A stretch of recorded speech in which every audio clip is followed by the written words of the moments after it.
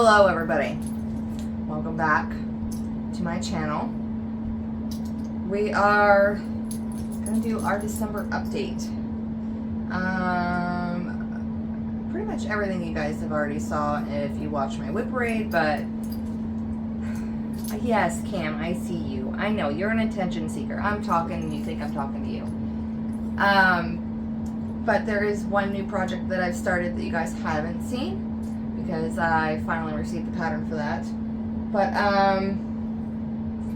I think this year I am going to do maybe once a month or every 2 weeks for updates, just because we're getting close down there on that house and I have a lot of other stuff going on, especially with my children and everything that's going on there, and then my husband has been having some issues, and Grandma Joanne is having issues, and it's just a lot. So I figure I may try out once a month at first, and if that works out well, then and I can add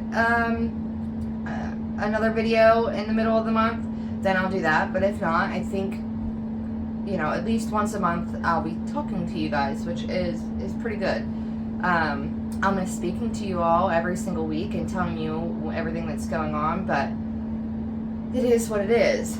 Alright, we're gonna go through completed projects that I've finished, and then what I'm working on, and then what I've got for Christmas presents this year, because I didn't buy anything, but this is what was given to me for Christmas and stuff this year.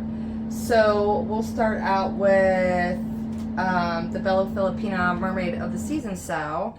This one is stitched on 28 count, 2/1 or 2/2, except for skin, which is done 1/1 full cross. And this is the piece that Senor Vincent decided right down here. Let me see if I can get you guys up a lot closer here. Decided to hack into my fabric here. But it is what it is. But yep, I finished this and it is good to go. And it's all done. And let's see, as for stats for this, it was started September 15th. I finished it December 18th of last year now, which sounds weird to say. And 4 times 4 is 16 days total of stitching on that, and it was finished. I still have to, I put the patch in and did all that kind of stuff. So I still gotta, I've started to fray one set of the edges, but I have to go through and finish fraying up more of the edges. And that's just so, this comes in when I was, well, I still paint.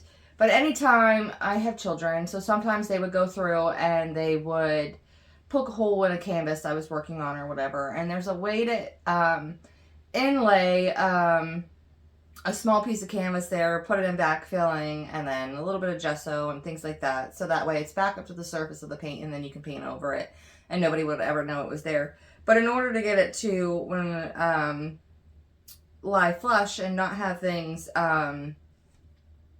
show through to the front of your work, you have to fray these the canvas edges, so that way whenever it would lay down, it would lay flat. So whenever I go to mount this, I have to make sure that I fray these edges really, really good, so that way whenever I go to mount it, there's not a bulge where that extra piece of fabric is. But yeah, it's completely finished. Winter, it would have been the last one that I did, and she looks pretty good if you ask me. I'll finish there. I really enjoyed the sow, but I'm not sure how many more sows I will do, just because I kind of prefer knowing what I was stitching on. This was an experiment for me, and I enjoyed it, but at the same time, it kind of made me nervous not knowing what it was all going to look like until it was done. And not knowing if it was going to be what I wanted it to be. And then, you guys also saw this on my whip parade, but I'll show it to you again. I finished Mirabilia Queen of Freedom here. She's all finished here. I'll bring you up close. I did stitch her skin 2/2. And that was simply because I was trying to get it done as quick as I can and back into my friend's hand who lent me this pattern. And I kind of wish I would have done it 1/1. I just feel like they look more, I don't want to say delicate, but it's just kind of like it differentiates between like this is skin and this is clothing. It gives it more kind of texture that way. But she's all in there. This one bead never wants to lay the right direction ever. But all those large treasures, everything's finished on her. And she looks really good. But this one was stitched on, I think I said, if I didn't, it was stitched, the Bella Filipina Mermaid of the Season style. She was stitched on 28 count, Singing in the Rain by Fiberlicious Yummy Fibers fabric, which was what was called for on that one. And then, Queen of Freedom was stitched on. This is 28 count. It's by Fabric Flare, and it's called the Pledge of Allegiance fabric.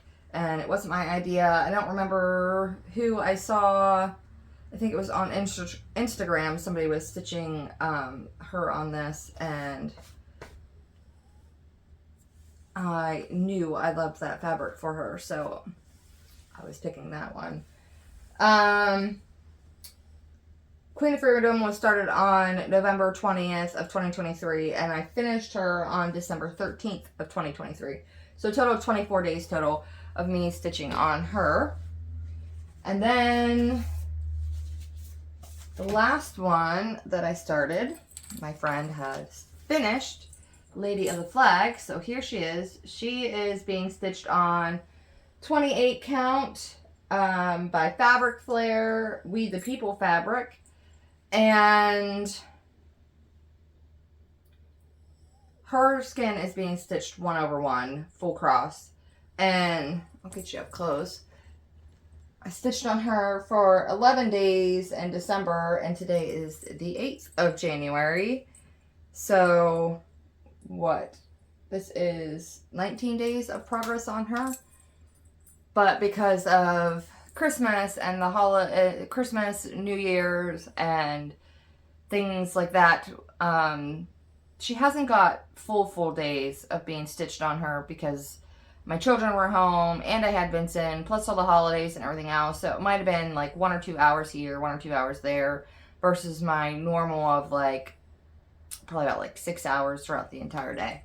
But she would have been further along, but that's where she's at now.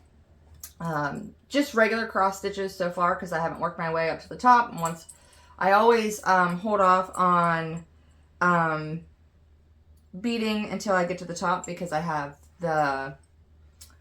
this is a very, very, very thick felt that I attach onto my scroll frame with the fabric at the same time, so that way as it's scrolling up and through, there's that cushioning between it and the beads.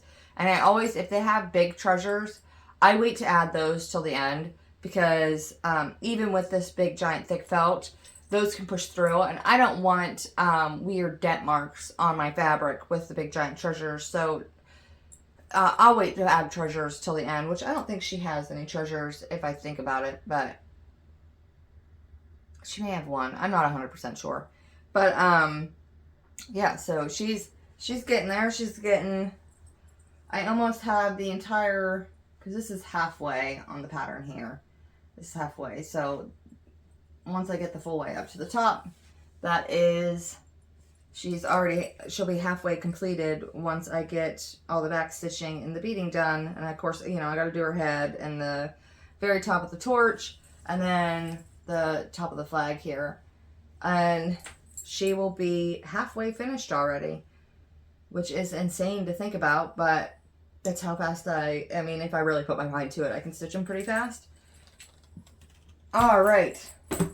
As for haul here, I got a decent amount.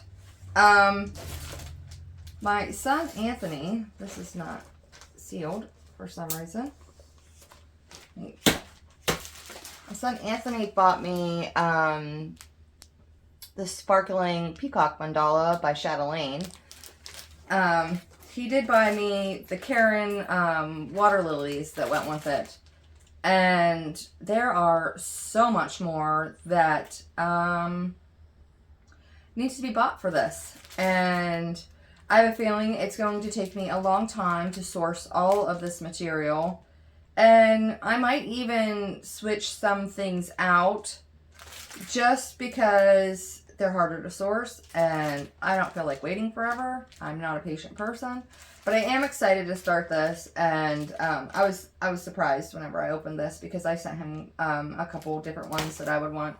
So the fact he picked that one was pretty cool. I think it was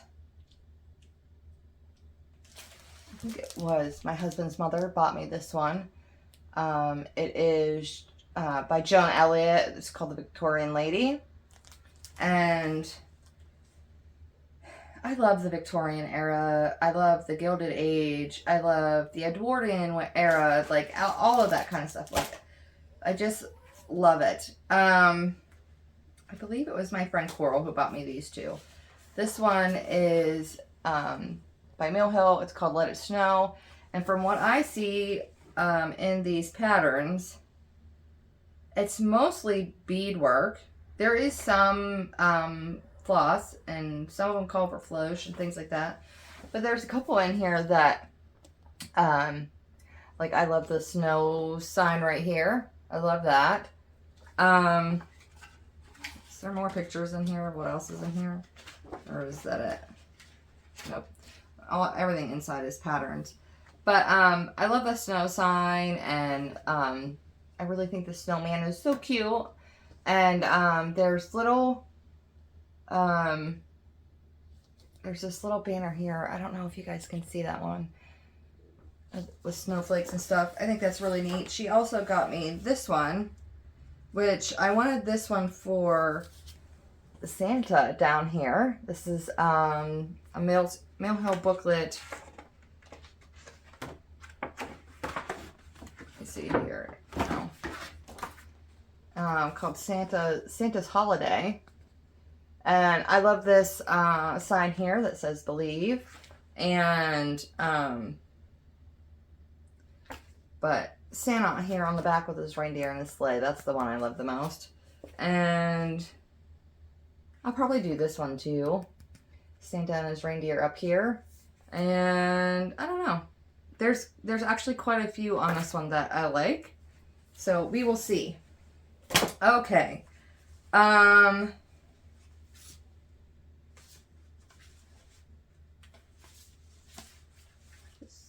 Let me make sure they're in order on which ones the kids got me.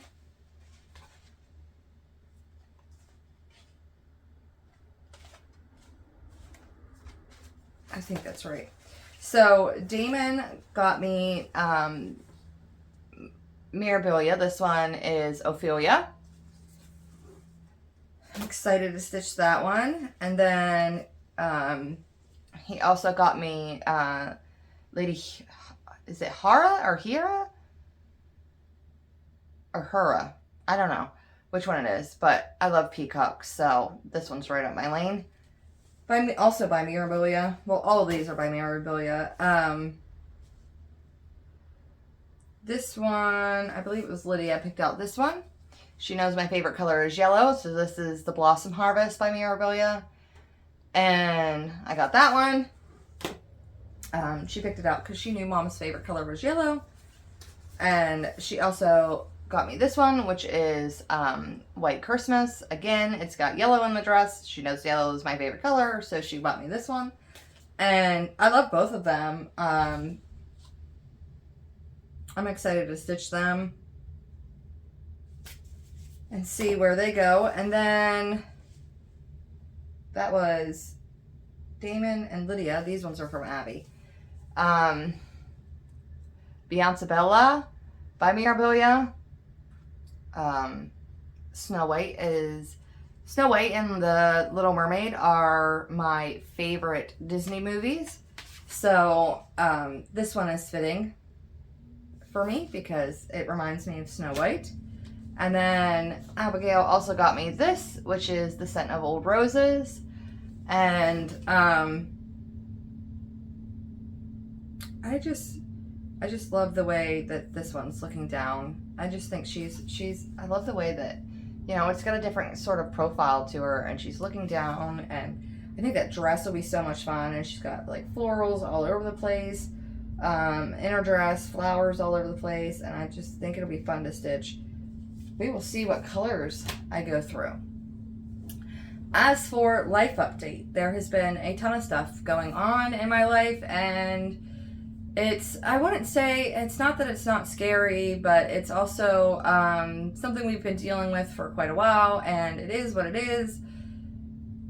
But thankfully, these doctors that my kids are seeing are really good doctors, except for Abby's knee doctor, which I'll get into that. But I'm nervous, but it also means a lot of travel for us on where we're going, which is another big reason why I said I've kind of got to cut these down to maybe once a month. If I can swing it, I will do 2 a month. I don't know yet. It's just because I literally have doctor's appointments coming out of my butt for 2 out of the 4 of my children. So in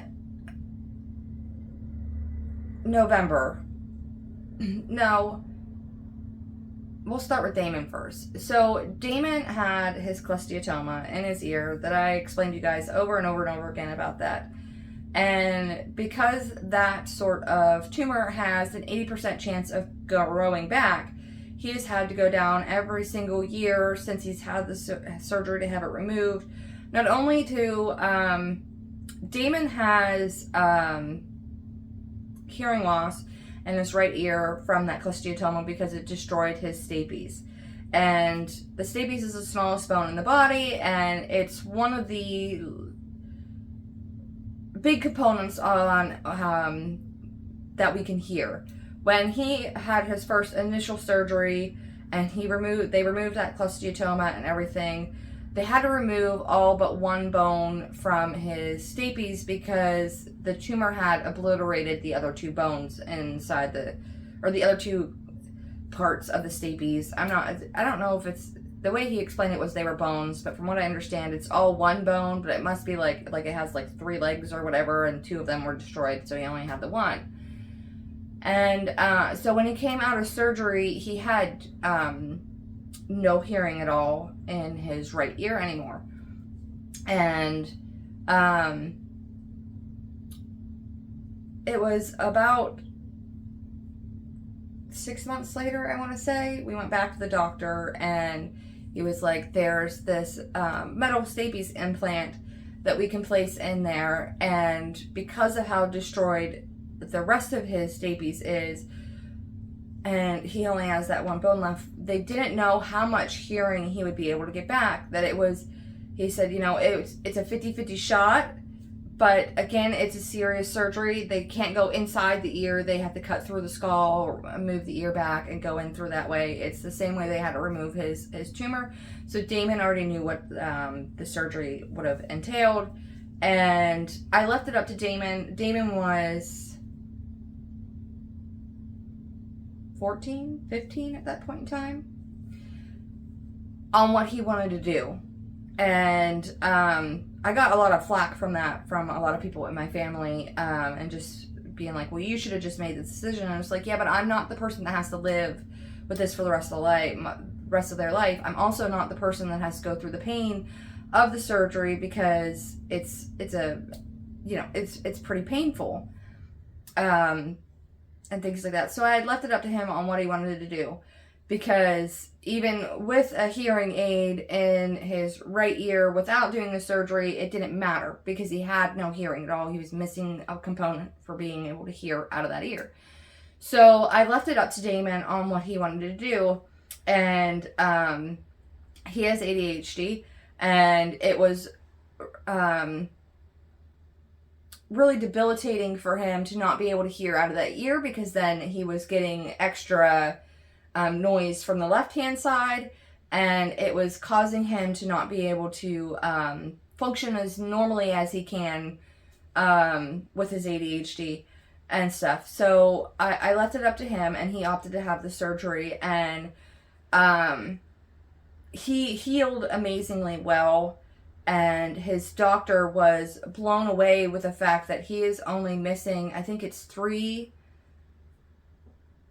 levels of hearing out of that ear, because they weren't even expecting that much hearing. They assumed that he would probably have to have a hearing aid in that ear, even with that implant, to be able to achieve what he's done without hearing aids at all.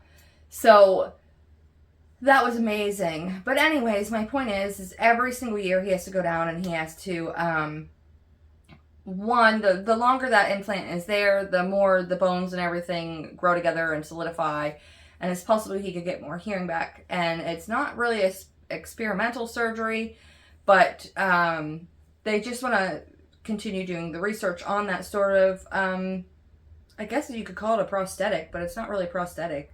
That stapes implant and things like that. So he has to go down to check and make sure that tumor is not growing back, and then also check and make sure his hearing's staying stabilized, and his hearing is staying stabilized. And this year when we went down in December, that's when his appointment is. Every single year is in December. His ear doctor, Dr. Hellman, looked in his ear and said, something doesn't look right. And he said, at that point in time, I'm not sure if it's the cholesteatoma growing back, or Damon also gets polyps in that ear. He's had them removed quite a few times and things like that. And with the amount of surgery he had in that ear, within it was like 8 months total that he had all these surgeries done and stuff.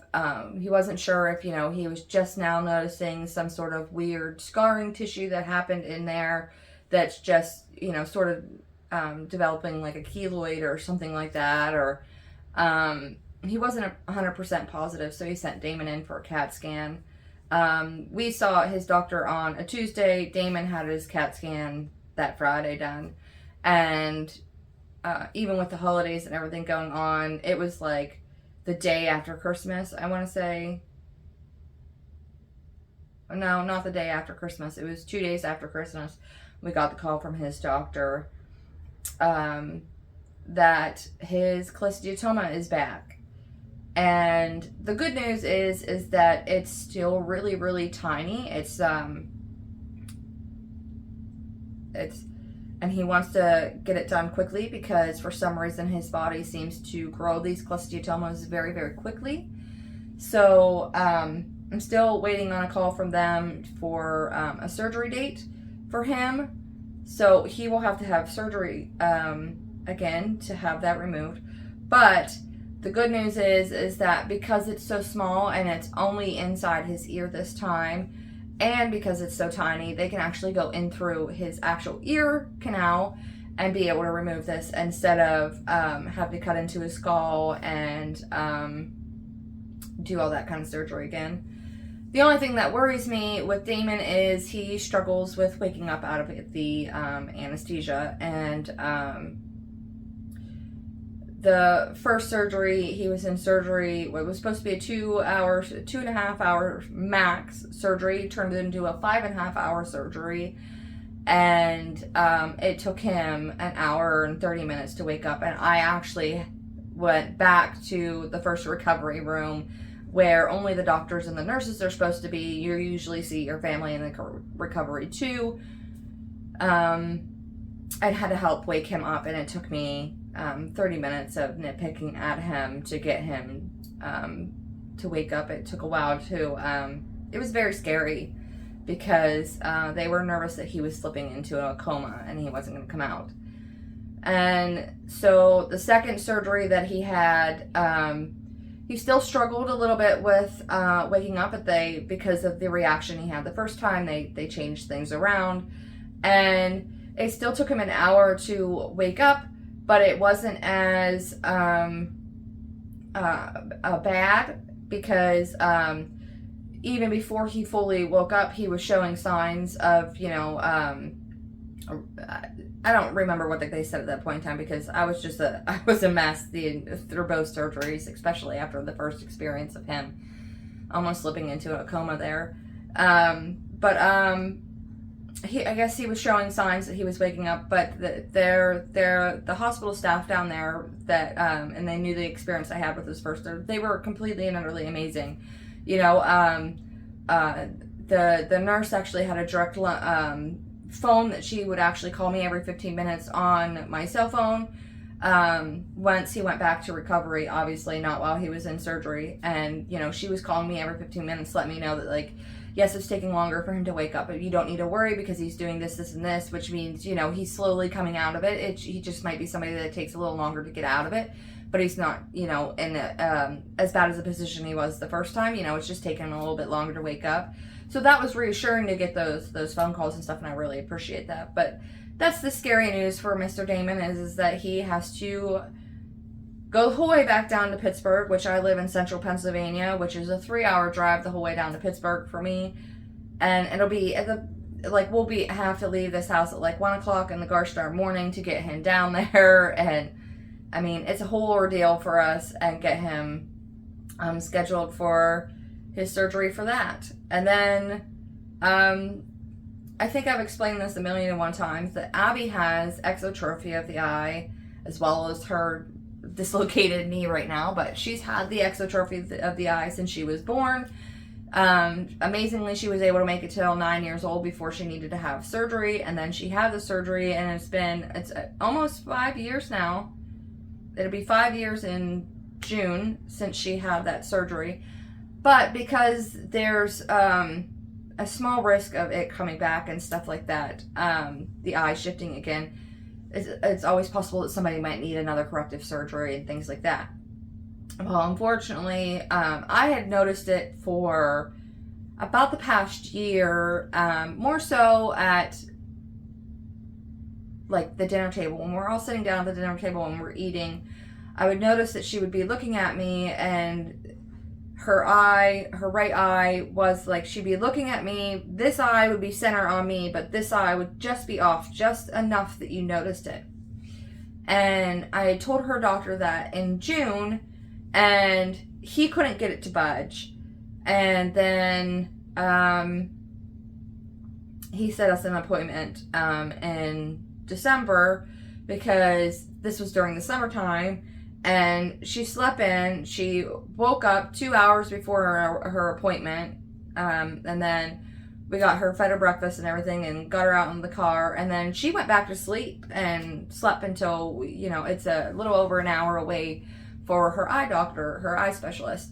And so she was only awake for maybe about 45 minutes. As long as it took for us to walk into that office, sit down, and then to do their checks. And then the doctor to come in and look at her eye and things like that. And unfortunately, with the kind of condition she has with her eye, the more as long as your eye isn't fatigued or you're not sleepy or things like that, that eye usually will stay aligned pretty well.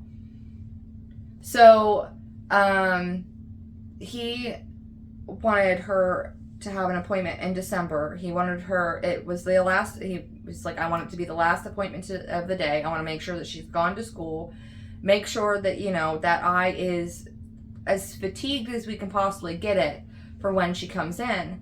Because initially I thought maybe I was just not seeing things that weren't there, but initially being paranoid, essentially. I guess you could say kind of seeing things that weren't there. That this wasn't really actually happening. But my sister brought it up to me that she had noticed it one time when Abby was staying overnight at her house, and Abby had said, like, Mom, my friends are, asking me why my eye's doing this funny thing again. And then 2 of her teachers, when we had teacher conferences and things like that, had brought it up that they have noticed it. So I was just, like, I felt reassured that, I'm not crazy. But then we had taken her down to the doctor in June, and he's like, I don't see anything. Like, I can get it to budge a little bit, but, like, it's not even enough for... like, you shouldn't even be able to notice it. And I was just like, I'm not the only person here. And her dad was just like, I haven't seen anything. And I'm just like, I have, like, I'm just like, dude, you don't pay attention. Like, the kids will be sitting there purposely talking to you, and you're out here in outer space somewhere. And then I'm the one that's like, hey, do you realize they're talking to you? And you're like, huh, what? Like, you're not exactly the most observant person here. So when we went in December and he was able to get it to shift significantly, he was like, you were right. And part of me felt like, okay, like I've always advocated for my kids, very much so, especially in the medical field, because we don't have the greatest doctors around us. And it's not that I don't think they're not good doctors. I think it's just a simple fact that there's so many of us and there's not many here that they're overwhelmed. So I've always advocated for my kids medically because I'm their mom. I'm pretty sure I can tell when something's wrong, and it is what it is. So after he got it to shift and stuff, I sort of felt vindicated. Like, okay, I knew I wasn't not seeing something that I didn't see, because it was starting to happen more and more frequently, which unfortunately tends to happen with the kind of condition she does. It's essentially like an overstretched muscle, but it's in the eye. So the more that thing's getting overstretched, the loosier, goosier your eye gets. And kids are cruel, so, I wanted to get it taken care of before, the meaner kids in her grade start noticing it and picking on her. Thankfully, she has really, really nice friends, so I didn't have to worry about that. But she is scheduled for surgery June 3rd, and she will go down for that, which means, thankfully, it's not as big as the surgery she had first time. They only have to do it on the one eye instead of both eyes, and she only has to be in isolation for a week, and she can actually wear a patch over that eye, because the first time it had to be done to both eyes, and she couldn't wear a patch over both eyes. So, I mean, her room had to be, she was the only one allowed in her room for, I think it was about 3 weeks or something like that. And then, she had to have, her room had to be vacuumed a couple times a day. She had to have air purifiers and stuff running in there constantly. You couldn't have dust in there. I mean, it was insane to take care of this poor kid's eye house so she didn't get an infection. I'm pretty sure it was almost a month, because it was crazy. But, I mean, she had 4 stitches in each eye. So this time she'll only need, I think he said it would be 2 stitches, and it's just on the inside of the one eye, and it'll take even less time than her first surgery had. I mean, she was back there for like 45 minutes, her first surgery. So that it's all great news in that sense. And then we get to poor Miss Abigail's knee.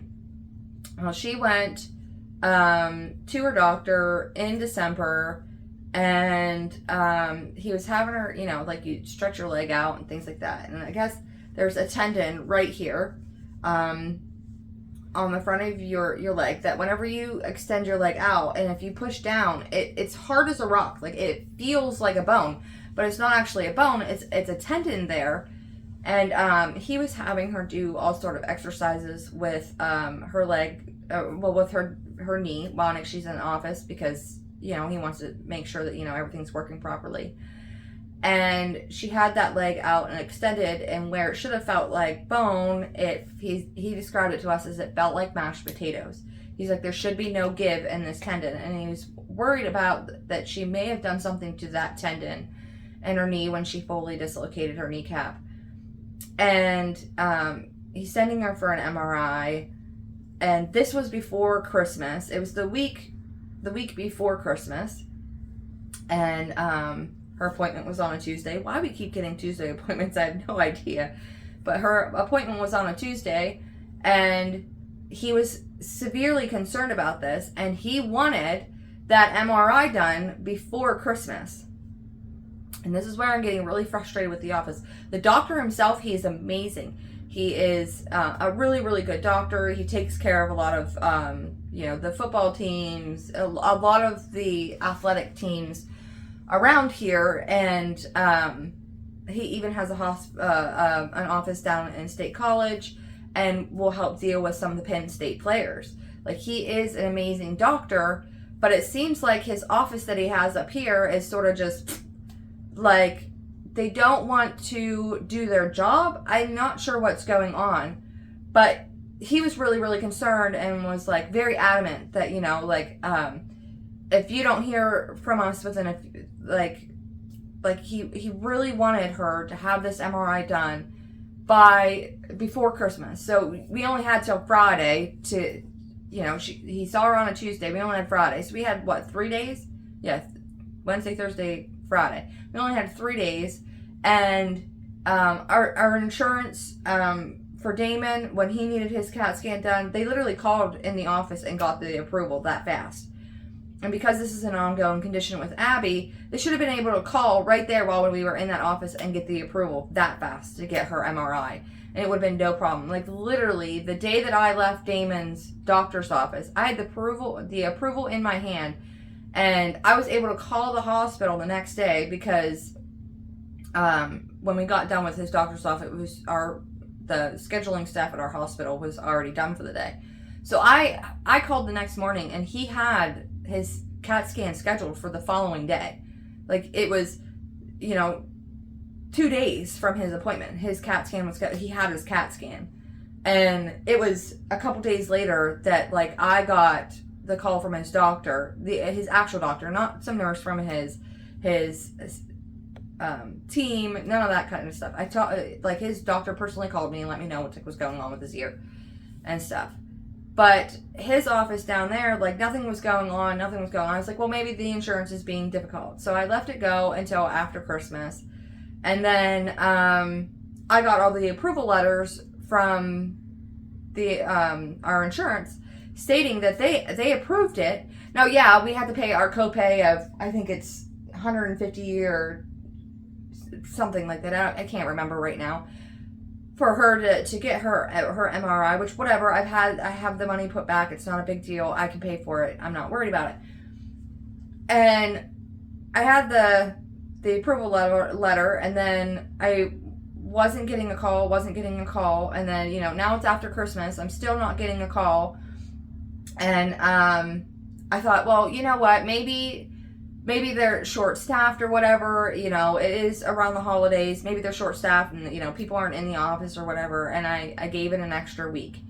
And then New Year's happened, and, I figured, people should be trickling back in, and I expected a call by this past Friday. I didn't get one. Well, today is Monday, January 8th, and so I called the office, and I've dealt with this before where they have called me and canceled her appointment and were like, we'll call you back to reschedule her appointment. And I was like, oh, okay. And then it took me a month of calling back and forth with this office to finally get to speak to somebody to get her an appointment scheduled, which is pretty upsetting because it wasn't me that canceled the appointment. They called me to cancel the appointment. And then I have to chase you down to get my kid back in this office so she can get the care that she needs. So when I called this morning, I just called as soon as I got the answer machine, hung up. Called again, as soon as I got the answer machine, hung up. Called again, as soon as I got the answer machine, hung up. Called again. I was just doing it on repeat. It took me 15 minutes of doing that before I finally got an actual person on the gosh darn phone, because I've dealt with this before. I've left messages 1,000,001 times, and they say on their messaging machine that they'll go back, that they need to get back, they will get back with you within 24 hours. And then I called 2 weeks later and finally spoke to somebody, and they were like, oh, I'm just now clearing the messages. And it's like, what, it's been 2 weeks since I called, and your message says you'll call me in 24 hours. So I finally get through to somebody this morning, and it was a nurse that was on the line, and they were like, "Oh, I see that everything was approved. I'm so sorry. I'm so sorry." And it's like, yeah, I already knew it was approved. I've had the approval letters since the 27th, 26th of December, somewhere around there. And I haven't got a call from you guys to schedule her MRI, and like, he wanted this done before Christmas. So, you know, it doesn't make any sense. Like, if there's something seriously wrong with her knee, like, he is worried about her being on that knee, and you literally just put her here for an extra 3 weeks because of your laziness, because of not making sure this stuff was done. And I wasn't able to go down with my husband for her last appointment because I was going to bring up to her doctor because he's had staff like this before, and it upsets him seriously, and he's fired them over this kind of stuff because he's like, I'm not putting up with people that aren't doing their job. Like, you are paid to make sure that these people get called back, and you're not doing your job. So, and I was going to bring it up to him at her last appointment, but I wasn't able to go, and because I was with Grandma Joanne's. She's not doing bad, or like, she's not good, but she's not bad. And but I was helping with Grandma Joanne, and I had Vincent, and so my husband just took her down by himself, and he obviously didn't bring up. But when he was in the office, you know, he had he called me, and I was able to speak to the doctor while he was in the room just about Abigail's condition. And I just assumed that my husband was going to talk to the doctor about what had transpired with, you know, them calling and canceling our appointment. And it took us a month to get back into this office. And she should have, you know, had 2 adjustments on her knee brace, but she didn't have it, and so on and so forth. Like, it's slowing down the care of her getting better and be able to do the normal things she likes to do. Abigail is not a complainer, but I can tell by her demeanor that she's a little bit more sadder than what she normally is, because she is a homebody, but she also likes to go out and hang out with her friends and stuff. And because of her knee and what her friends and stuff, you know, like, they go to the skating rink, you know, they like to go for walks and go down to the park and hang out down at the park and things like that. And they like to toss the football around, or kick a soccer ball around, or, you know, do those sorts of things. And she is physically not able to do that right now, and she can't walk that distance to get to these places. So a lot of her friends have been coming here and visiting her and things like that. But I can see that, you know, she's tomorrow she would be 14 years old, you know, like, her birthday's this week. She's going to be 14 years old. And, you know, as a teenager and things like that, you also need that the sort of independence of being able to go out and make the right decisions and hang out with your friends. And I mean, we get really lucky that she has really good friends that stay out of trouble. They're not troublemakers. You know, they'll go out and help people all the dang time. Help, you know, people mow their grass or shovel their snow, or, you know, things like that. They're a really good group of kids. And but I can see it in her that she's getting sad, and this is like slowing her progress with her knee healing and getting better and things like that. So I'm frustrated with that. But I guess my husband didn't bring it up to him, and then he went out to reception, and like, I told him before he left, like, do not leave that office without an appointment, because I don't want to be freaking chasing these people down. This is ridiculous. Like, she's supposed to be there every 2 weeks. Just go ahead and schedule the appointment for 2 weeks. What the hell? You know? And, well, he didn't, because they were like, oh, well, she's got to get scheduled for the MRI, and then we're going to need a consultation after that. And, you know, we'll schedule that all over the phone with you whenever we get on the phone. And he was like, oh, okay, and walked out of the office. And when he told me that, I was like, why? Why didn't you make sure, at the very least, be like, well, let's just go ahead and do her regular appointment for 2 weeks, because this is supposed to be done within a couple days. You know, she's still going to need her appointment in 2 weeks anyway, so what's the difference? Well, he didn't do that. So I had to be on the phone this morning, and they were apologizing left and right, and we're so sorry. Well, you know what? I don't want your sorry anymore, because this is the second gosh darn time it's happened, and because of, like, this is something that if it's not healed correctly, like, she will have to have a knee replacement long before she ever needs to. And I don't want this poor kid in her stinking 20s having to go out and get a knee replacement because you guys didn't think it was important for her care. So I'm honestly, I'm going to talk to our doctor, and I know what he's like, and he's very particular, and he himself is a fantastic doctor. But the way his staff is right now, like, this is crap. I should not have to wait over 3 weeks for an appointment for an MRI, and I'm the one that has to call you to be like, hey, I need her appointment for an MRI because you guys haven't called me. Like, I should not have to do your job. It's just frustrating me to no end. But anyways, off with the, I digress. Like, let's just move on. Because it gets me hot underneath the collar, and you don't screw with one of my kids. The mama bear comes out. But as for Grandma Joanne, I mean, things are, I mean, they're okay. But she's struggling a little more, going out to, like, the grocery store and things like that. She's finding herself, she'll get, like, halfway through doing the things she needs to do, and she's getting really weak and tired and things like that. I'm gonna sneeze. And, excuse me. So,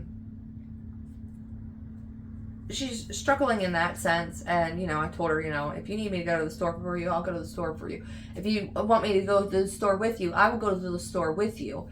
So, you know, you're not there alone. So that way, if you do start feeling weak or tired or whatever, we can get you up to the benches up front. You can sit down. I can still go get the rest of your stuff, you know, and by the time, you know, you can come over to the register and stuff. If you wanted to, you could go sit out to your car. I would finish doing everything, pay for it and everything. You can pay me back whenever, you know, and I can get everything out of the car, and I can help you take it into the house and things like that. And of course, she's she's stubborn. No, I've got it. But she's finally starting to realize that she really can't do all the things that she used to do, and that she needs a little bit more help. But other than that, I mean, she really is. She's doing okay, but a little bit more of a struggle here and there. As for the big old giant house renovation. So, we were hoping that we would have had her in by Christmas. Turns out, nope, I mean, I literally recorded that video, and, like, I think that day, probably, like, 2-3 hours later, I got a call from our mother. He was sicker than a dog, and, that was that. And he was down for the count. And then, his wife, which is my best friend, she's a dog groomer, she's a dog trainer, and she's always had issues with her back, and unfortunately her back gave out on her, and all she did was bend over, and her back went out on her. And so is their main source for income, so he had to go up there and help her bathe dogs and stuff. She could, as long as the table was set at the right height, she could stand there and she could groom. She still needed his help for a few things here and there, but for the most, like, she was doing all the grooming herself. You know, she might just need him to, you know, hold the dog this way, or, you know, keep this dog still this way so that way I can get this part or whatever. But he was up there and he was bathing all the dogs and everything for her. So she was struggling in that sense. So that was even less time that he got down there at that house. Plus with him being sick and things like that. And then my husband got sick. And he had, I don't know why like that up there is blinking, but it's kind of annoying the ever-loving crap out of me. And then my husband got sick, and he got COVID. So then he was trapped and he was quarantined. So that left me taking care of everything here at the house all by myself. And plus waiting on him hand and foot, because I was like, you're not spreading this around. You know, you're stuck in a room. You know, by the end of the first day, he was over it. He had enough. And yep, it stopped recording on me.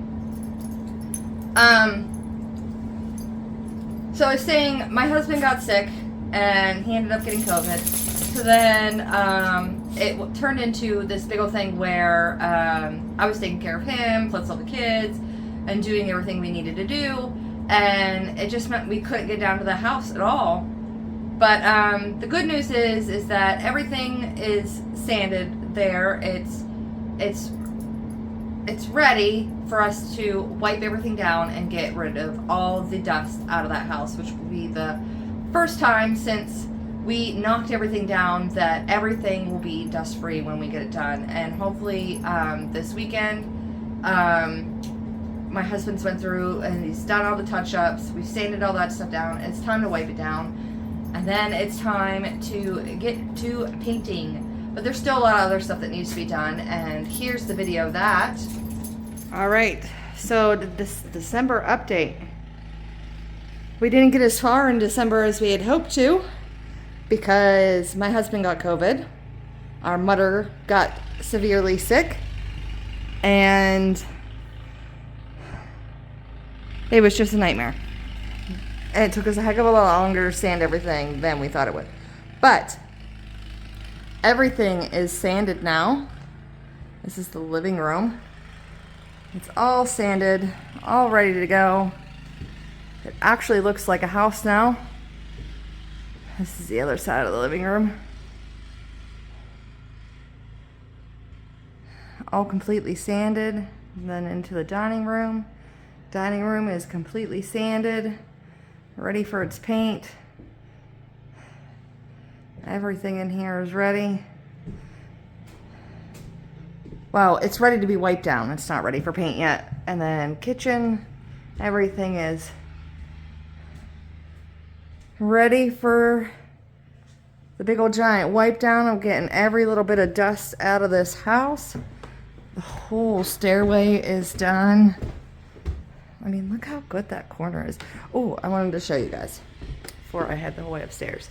So, when we opened up this section here for the kitchen to make it the new kitchen entryway, the ceilings weren't level. They weren't the same height. But, I mean, look how good they did. Like, that's like a perfect transition there. Compared to what this place looked like before. Here is bedroom number 1, ready to be wiped down. Everything's finished. Got the giant closet in here. It is ready to go.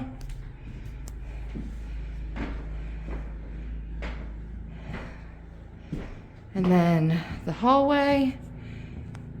Everything's ready to go here to be everything to get wiped down, which is eventually what we're going to be doing today, starting to wipe everything down. This is this bedroom, second bedroom. Closet is all ready. Now, when we bought this place, there was a giant box here to compensate for the stairs, and I don't know who did it, but they didn't do a very good job. But everything there's ready to go. It's all sanded. You can see where we were going through with the lights and everything and hitting stuff with circling things that once we sanded everything down the first time and noticed there were imperfections, so circled all those. This is the bathroom. This is a ginormous closet. It is ready to go. Bathtub, everything there. It's ready to go. And then these little wee tiny bedrooms, sanded and ready to go. It is finished. Everything's ready. We had I don't know if you guys can really see out there real well. We had a massive snowstorm yesterday. And that's all done. And it dropped 10 inches of snow on us. So we already got ourselves shoveled out. And we went over and shoveled Grandma Joanne out. And now we're doing this house. I already did all the shoveling, so I figured I gotta do a December update video. Thought I'd come inside here and film everything, but this stairwell is ready to go. So anyways, guys, that's really all I have for you. Please like and subscribe. The more you like and subscribe, the more it shows this content out to other people, so more people who are interested in it can see it. And Normally I would say I'll see you guys next week and bye, but now I'll say I'll see you guys next month. Bye.